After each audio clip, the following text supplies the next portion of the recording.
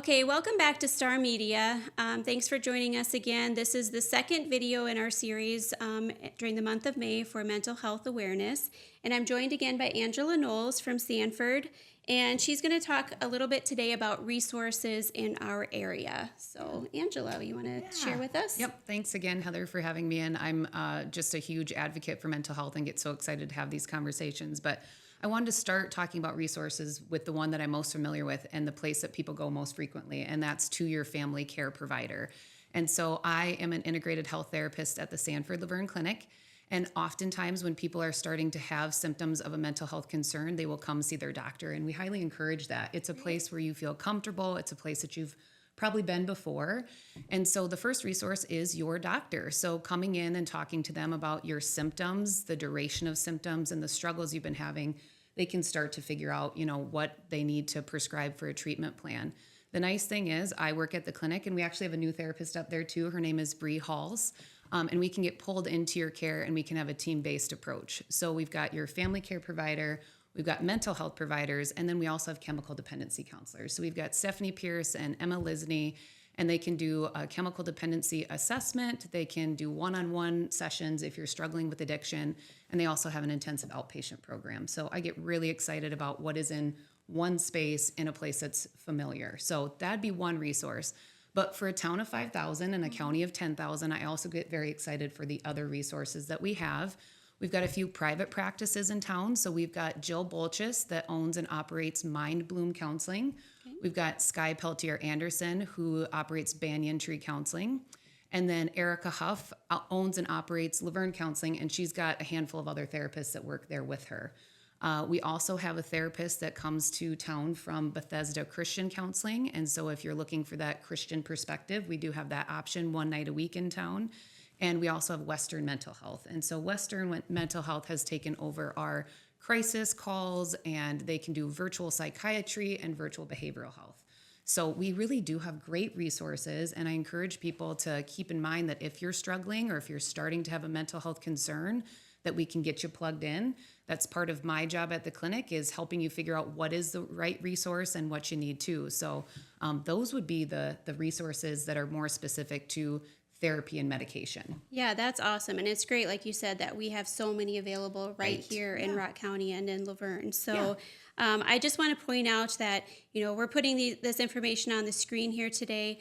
But after this video and throughout the whole month of May, you can go to starmedia.today /mental health, and we will have a list of all of these resources with names, phone numbers, websites if they're available, so that you can go there to find these resources as well. So, besides the mental health providers that you just talked about, I know that there are some other grief resources in Rock County as well. Yes, absolutely. So we have been running a suicide loss support group for about 9 months now. That meets the first Monday of each month from 6 to 7:30 at the library basement.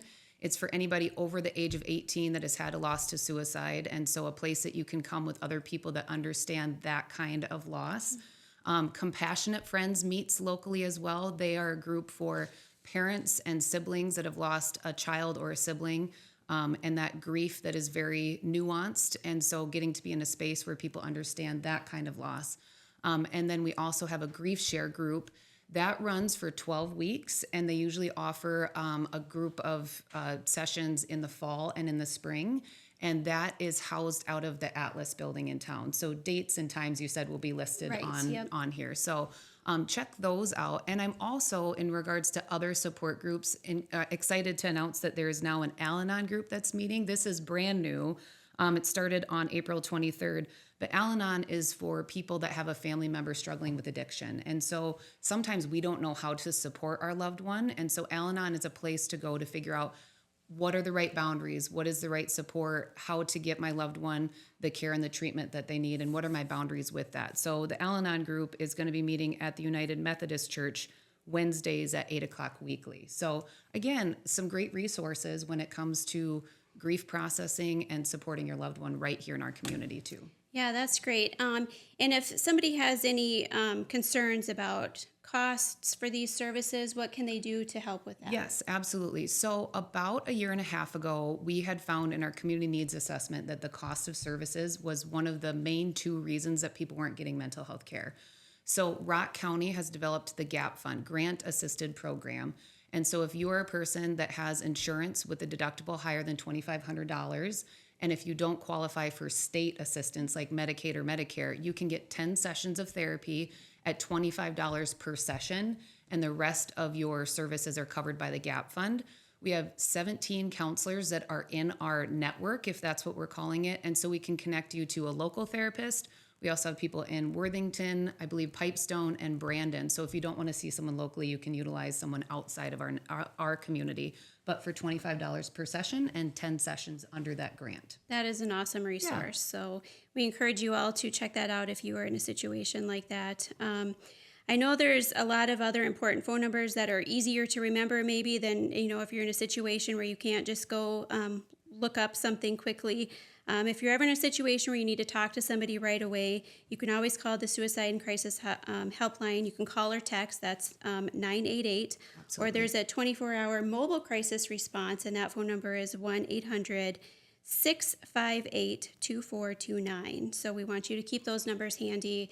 And if you're ever in a situation, don't hesitate to reach out, and somebody's always available to talk to you. So, and I just want to mention too with 988, oftentimes people think that it's just for themselves if they're in a crisis. If you are a parent or a loved one to someone who's struggling, you can text or call that number and they will guide you on how to help your person too. So keep in mind, it's not just if you're struggling, but how to help my people too.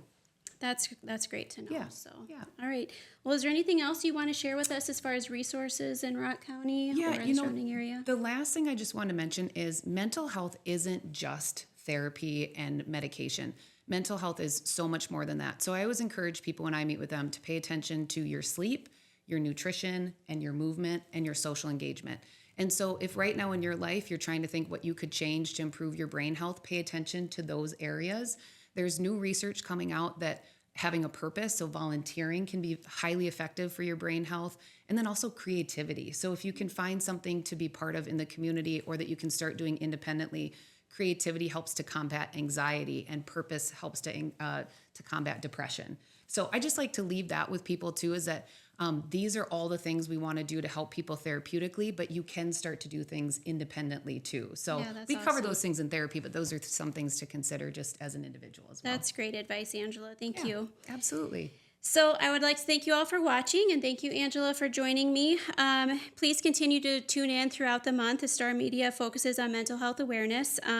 Next week, Lori will be visiting with Erica Huff from Luverne Counseling, and they're going to be talking about some different treatment options. So tune in next week, and thank you. Thank you.